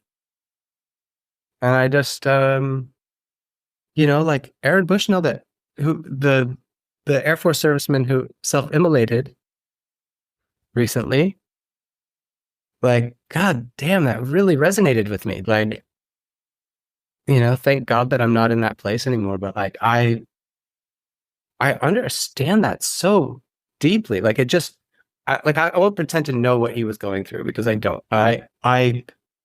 His acts of self-immolation and protest of this genocide in Gaza, like, resonated very deeply with me. Like, it made perfect sense to me. And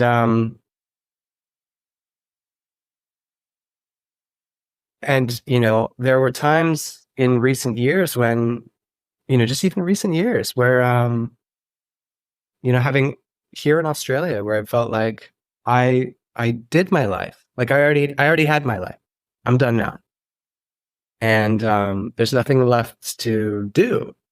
I already had my go, and I've, sometimes I hear people in their midlife crisis, people I went to college with, they say things like, well, I don't know, I haven't done anything with my life, and I feel like, I didn't do the things I wanted to do, and now I've got kids and blah, blah, this and that, and they're just like, life is so short. And I'm like, fucking no, it's not, man. Life is so long. Sometimes life just feels so long, and I'm just so tired by it.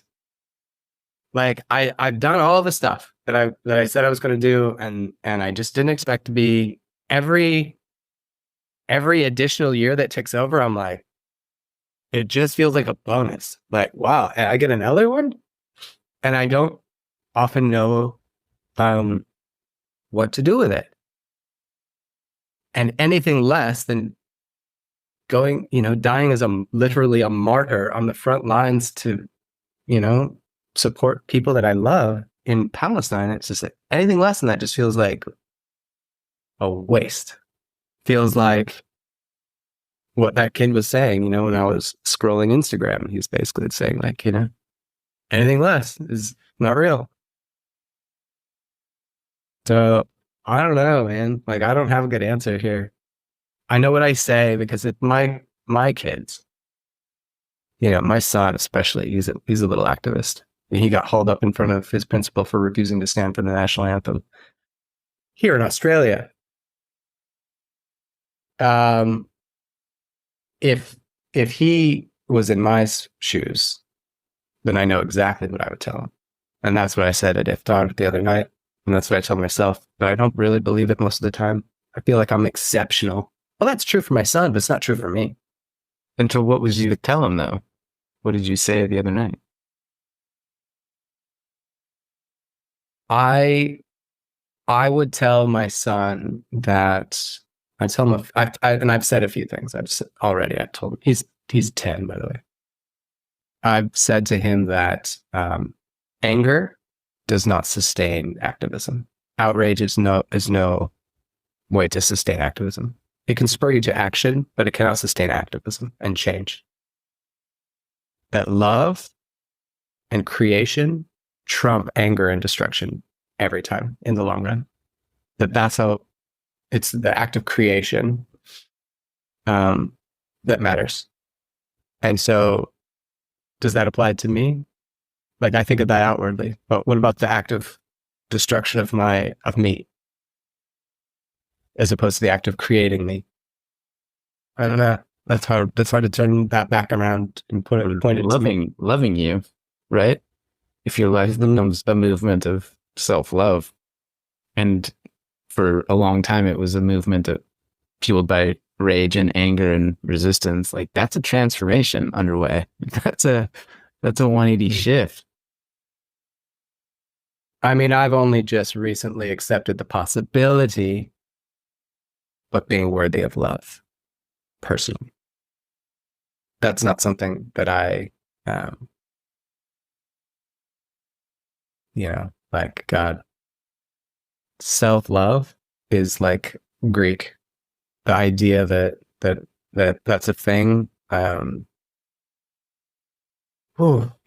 I don't know, man. Like, it's interesting because when you first went, when you were naive and less experienced, and you arrived in Israel, you believed that with any amount of persistence, I could belong to any community, right? And so now you are on this path, it sounds like, to belong to yourself and to persist, to truly accept and honor and love yourself and those in your life. And I feel like I'll talk to you in, who knows, 5 months, 5 years, 20 years, and you're going to have written this unbelievable book or given this killer TED talk where you're like, here, I feel like you're still mid-story, man. It really does feel that way. And it also, I just want to acknowledge what you said there about just recently opening to the possibility of love. Like that's such a tender statement, but it's so profound. And I've said that to many clients that I've worked with, something similar, which is you don't have to believe that you'll get there. You don't have to believe that this is going to happen, but I would really encourage you to consider and pay attention to the possibility that it might. There are countless examples from people throughout history that the wildest and weirdest stuff has occurred miraculously, somehow in some way. It's such a funny and necessary baby step for some of us, I guess. Like, certainly for me, like for other, the problem with the feel good, what would you call your milieu? Maybe not yours, but like, I'm talking about like this instant, like, and not to not to be reductionist, but like this community of people whose calling is to shine light into other people's lives as they go on their journey, and to find things like self-love and honesty and self-acceptance, and to create and things like that. Like, yeah, like for them, the messaging often feels like self-love is self-evident and obvious. And if you can just accept that radical truth, then you'll be great moving forward. That's the foundation. To me, that feels like somebody saying, hey, if you could just accept Jesus Christ as your Lord and personal Savior, you are good to go, buddy. Just go ahead and grab onto that. And like, I spent a long time letting go of that exact thing. So it took me, a while to lose my religion. And it took me a while perhaps also to lose my concept of self-love. I don't know. This is something, but I didn't just lose it. I think I chucked it out.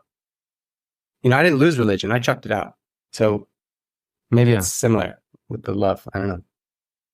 Yeah, I mean, I interviewed a woman named Tiffany Berkowitz on my podcast, and similar in that I don't think she'd ever been on a podcast. She was just a writer friend from Instagram that I've been homies with for years, and she had a really interesting story where she was raised in a hardcore, I think, Christian fundamentalist childhood, was the golden child, was the like high achieving member of the church, went out into the world to do the conversions and whatnot. And then while she was out experiencing life in the world, realized, oh, I don't think that this is actually what I believe.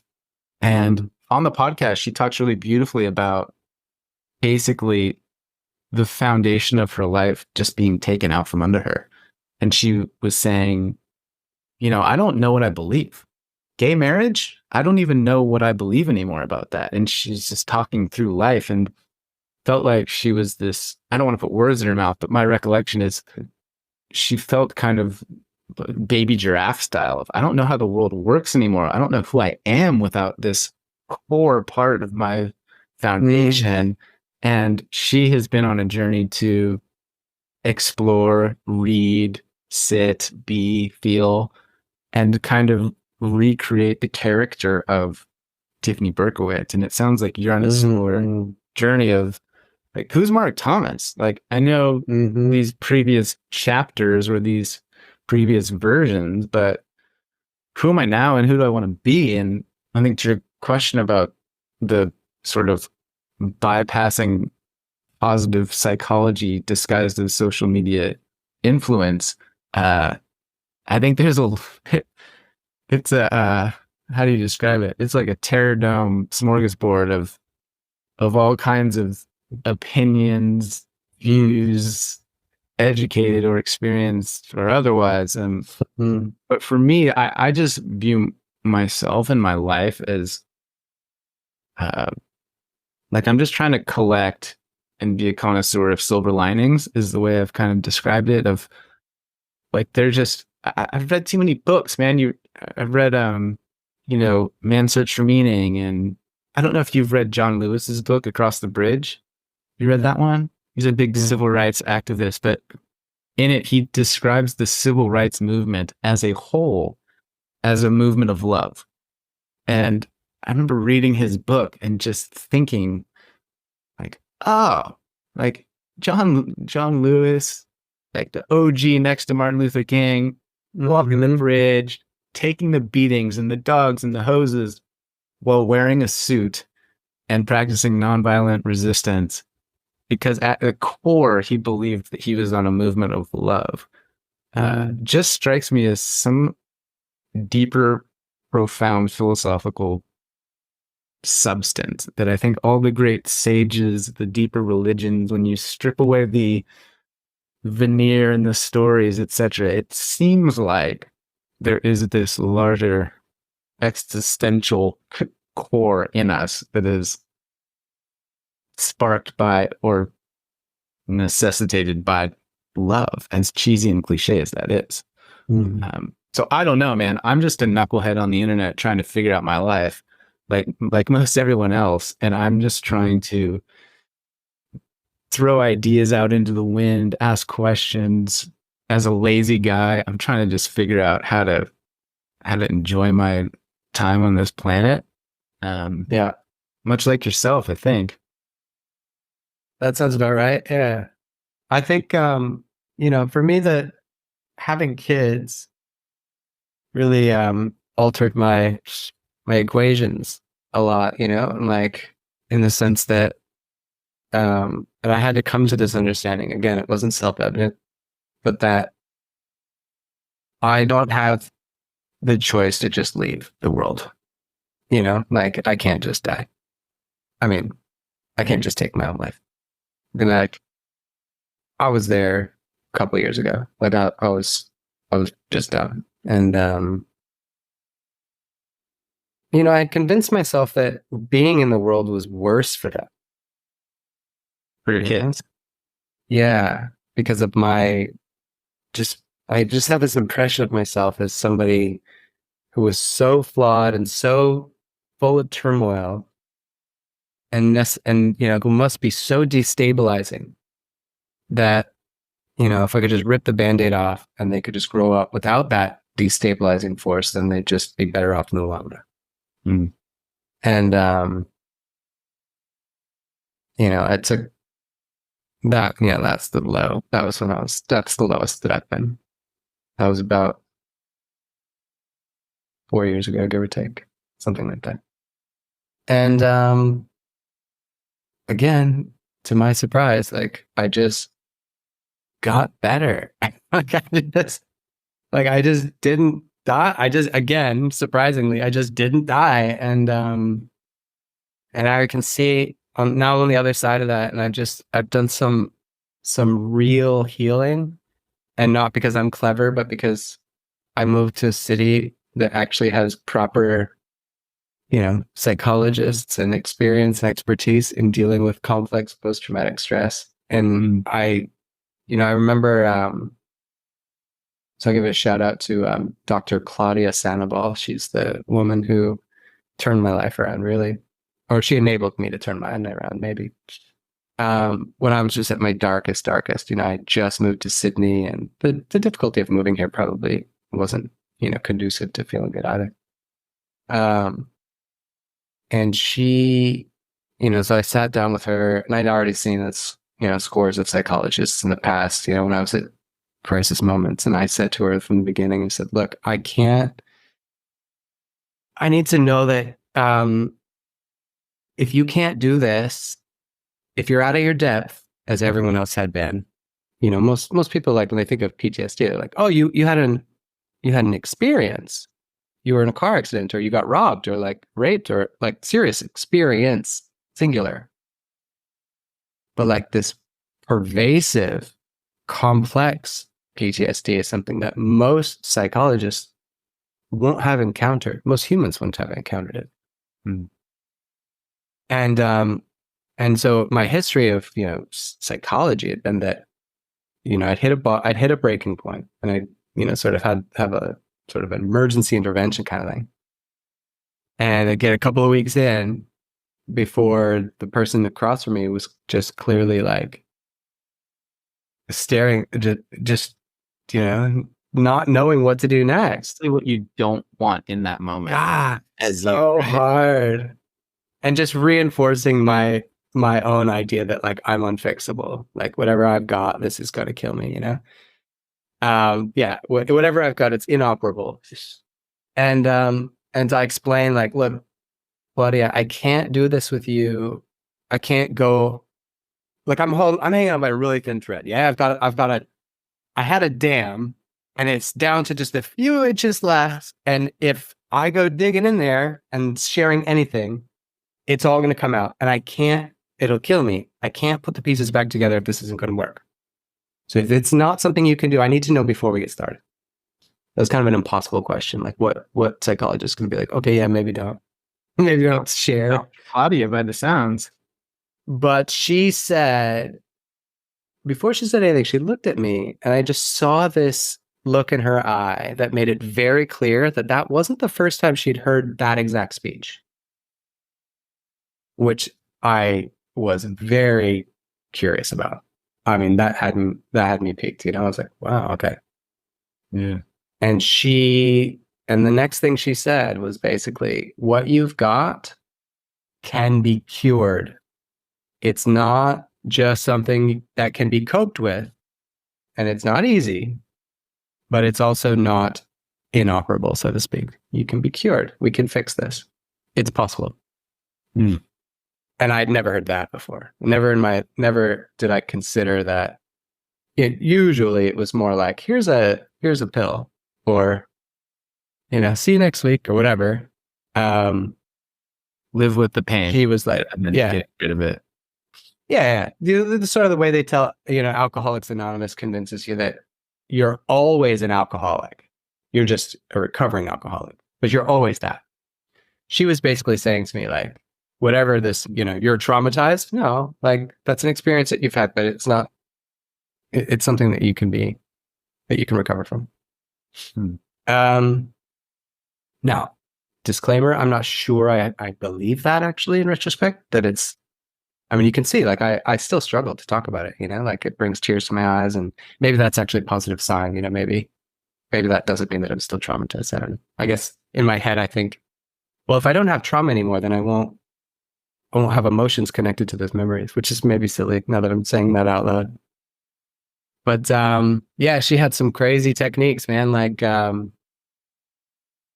I don't even, EMDR, I think it's called, eye motion desensitization or something like that. Yeah. Where like the light goes back and forth, and it's like, it's crazy. And she dug in deep. We dug in deep together, and it was brutal. It was like I had to burn myself down to the core in order to emerge again. And, but then over a few weeks, and then one day she just said, honestly, like, we were kind of talking, she was probing a little bit, and I was, meandering my thoughts a little bit. And she looked at me and she just goes, I think you're good. Which I'd never heard a psychologist say as well. Not like, see you next week, but like, no, I think you're good. Like, I think you can do what you're doing. You seem all right. I'm going to move on to somebody who actually needs my help right now. And she just basically cut me loose. Yeah, she's available. It's almost like the lifeguard rescues the drowning person, and then you're floating for a while, and she's like, you know how to swim. Like, yeah. Like, I gotta go save this drowning dude over here. Totally. You realize you're only actually in 3 feet of water, right? Just 3 feet down. But I mean, how vital is that to hear that from somebody? It's huge to just hear somebody that you trust say, "Hey, I believe you got this." Right? Yeah, it was pretty amazing. So, yeah, it's not a one-way ticket. I've used that phrase a few times, but my life wasn't a one-way ticket. My trauma's not either. And it's, I don't know. There's different philosophies, Alan Watts. So some people would say, you're not your experiences. And that's a good thing to say to somebody who's really struggling with their experiences. You're more than your experience. Then I read Alan Watts, and he's like, no, that's exactly what you are, and nothing more. You are your experience, literally. Not even your experiences, plural. You're your current experience and nothing else. This is it. I'm thinking, like, they all these things have different appeal at different times, and I guess I find it all kind of useful, but not permanently convincing in the sense that it's, I don't subscribe to it necessarily, and yet, what I can say is that I am better than I was. And I do struggle, but I also do better when I struggle than I did before. Like I've got systems in place and supports, and I make better choices. Like there's little things that I do now that were pretty radical for me when I had to make those changes, but are the definitive difference between living a life that feels good and one that feels like I'm just barely holding on. Little things. It's not rocket science. It's eat healthy food. Don't drink alcohol. Yeah. Don't. So for me, it's no caffeine, no alcohol, no uppers or downers, no drugs, basically. All the stuff. No, yeah, eat well, eat healthy food, not junk food, obviously. Exercise, which you're eating well, you'll have better ability to do. And if you're exercising, you sleep better. That's it, man. And then meditate. Be mindful during the day. Take time to meditate. Do all those things. It's like like a tool belt, like Batman's tool belt. Like it's just, I know what it takes. And I know when I'm losing it. I know when it's falling apart. When this thing in October happened, it started falling apart. By mid-November, I was a fucking puddle, and I went back to Claudia. I was a mess. I had a huge breakdown at work in front of all of my colleagues. It was so embarrassing. Like it was embarrassing to me. It's not intrinsically embarrassing, but we were on a Zoom call with literally every one of my colleagues, like 40 people on the call. And I was chairing the meeting. And broke down in tears. And it's like, and then I thought in retrospect, like how proud I could be to be like, my boss already knew that might happen. And suggested, like that I take a few days off. And, I'd already put in place the ability to call to reach out to my sister, who's there for me to help me ground in those moments. And because I hadn't been drinking, I didn't feel like I couldn't go exercise. Like I was able to do all of the little things. It's not rocket science, but it's different in that sense. Not different because it's not there anymore, but just different in the sense that, I don't know, like I'm better. I'm stronger than I was. With this thing anyway. Yeah. So yeah, not of optimism it. I love it, man. And to be able to call Dr. Claudia and say, hey, a wave's taken me out a little bit deeper and further than comfortable. So I'm going to need you to jump on the jet ski for a second.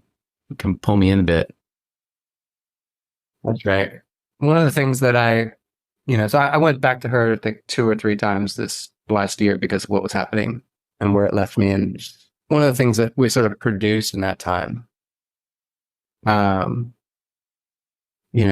one of the things I came away with, I guess, is just this statement that the people in Palestine, I'm not talking about the activists, I'm talking about, the activists who often, as I've mentioned before, explicitly forbade or condemned me for having vulnerabilities to something that I could technically walk away from when our Palestinian hosts couldn't, So I'm not talking about them, but the people that I was actually there to support, Palestinians living in the camps, etc. They've only ever asked me for one thing, and that is to share my story. That's it. That's all they've ever asked for. They didn't ask for money. They didn't ask for my misery. They didn't ask me to skip weddings or celebrations or to not get married or to not fall in love or to stay up all night doom scrolling on Instagram to stay updated. They didn't ask for that. None of them have ever asked for that. And the only thing I've ever been asked for is to tell the story of my experience to the people who will listen. Talk about us. Tell them what you saw here. And that's it. That's all they've ever asked. So this is my service, and it might be cushy, and I am comfortable, and I'm not freezing, and I'm okay. But it's for me. I think I'm okay with the idea that like that's what I've been asked to do, and if I can keep doing that, then I can feel like maybe it is enough. Yeah. Amen. Thank you. It's like it's an honor to chat with you and an honor to hear pieces of your story. I'm sure there's so much more. And like legit, have you thought about writing a book? Uh, Thank you. I've tried that a few times. I've got a lot written, but it's not immediately clear to me what my book is supposed to be about. Hmm. You know, at first, when I first got back, I thought it was about Palestine, but it's not about Palestine. It's not my story to tell, really. You know, and I thought, oh, it's about my experiences as an activist. Like that's been done, and it's also like, so you're gonna make this about you then? You know, that didn't feel good. Then it was like, then I grew up and I had kids, and you know, recovered from my trauma, and I thought, well, maybe it's about trauma. And I think that's kind of where I'm at now. Like maybe it's a story about trauma. Um, but I think you might be onto something when you say like I'm mid story, like I'm still in the middle of my story, and so maybe it doesn't feel obvious what I should be writing because I mean, that's the difference between writing it as a book and just journaling.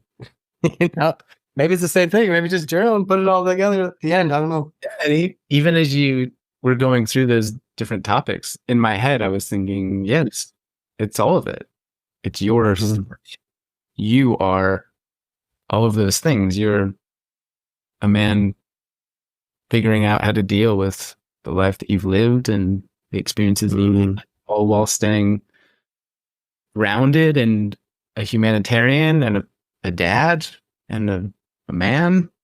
But yeah, I don't know. I've no pressure obligation, of course, but I'm in the process too, writing my own story in this book. Mm. It's happened for years, and I definitely relate to your moments of confusion and despair. And I tried that, and it didn't work. But yeah, I think that, just to close that loop on an optimistic sort of silver lining note is, the story's unfolding, right? And tell my story, tell your story. It's perpetually changing, different chapters, different ages, different experiences and heartbreaks and all the rest. And I think that's, whether it's Alan Watts or anyone else, it seems like that's what we're here to do, is to live a good story and to help others do the same at maximum capacity, as we can, what we've got. I think so. But it's been great to chat with you, man. It's really nice to catch up. This has been cool. Thanks for holding space. It's a lot of monologuing today, but I really do appreciate it. It's this is part of how I live a life that I feel like is a good one to live and how I get better. So I do appreciate it a lot. You're welcome. And for those listening that want to hear more, learn more, get connected to you, read books, please do shoot me an email if you don't know off the top of your head, and I can put them in the show notes, or for people to discover more if they so desire. Or also, if you've got people or contacts or suggestions for people that I should talk with, like this Dr. Claudia, I'm curious about. Like, she sounds like she might be an interesting. She's lovely. Yeah, give her a call, Claudia Sanabal. I'll shoot you an email. I think there's so many great resources about all the different sort of things that we've been talking about today in terms of, and it really comes down to what is your interest and what are you actually after? Like you want to learn more about Palestine? Definitely got great resources for that. You want to learn more about activism? Yeah, there's that. If your journey is about trauma, then there's that. So I'm not sure there's a definitive source for any of those things, but if only there was a book that you've written where at the end it had like a list of resources for all those different topics. Yeah, I did that. I did that. I call it a PhD, and I guarantee you, no one's read it, so it's fine. Still seeing it as well, as you know. This never happened to you. People say, "Oh yes, send me your PhD. I'd love to check it out," and I just shake my head. Like, no, you don't. You're not gonna. No, you don't. Maybe a dozen people read that. Maybe. Yeah, that'd be high for me. I don't think. I mean, whatever. It's fine. It's fine. In fact, even when once in a while, I'll go back and look at it, and I'll be flipping through it and be like, "Damn, this is really high. This is good stuff." Like really too niche for anybody to have any interest in it. But like, I can't believe I wrote that. Like, that's pretty good. Yeah. Yeah, I read my abstract a couple months ago. I was like, oh, is that what I was doing my PhD on? I forgot, but that sounds legit. It sounds very smart. Yeah. Yeah. There's there's one thing. So I'm going to give a shout out to our friend Daniel Granger at JCU. Daniel's a colleague of mine who was doing his PhD. He whipped through he's the smartest guy I've ever met. It's insane. He's so smart. So he did his PhD just kind of on a whim or whatever. But he told me about this author called Wagner. And I always make sure to cite Wagner in pretty much whatever I'm doing just to see who's in on the joke. And so Wagner is wild ass guess, not easily refutable. So just, I feel like that's such a great meme for my life, like, I don't know, man. It's my best. It's just a guess, but good luck disproving it. Why was it? Guess, not easily refutable. Yeah. Wagner 2024. You're the best, bro. Thank you again. Yeah, keep doing what you're doing, man. You're touching lives, and for every comment that you're actually receiving, just know that there's like 10,000 of us not commenting who you're actually really impacting. So thank you. All right, bro. We did it.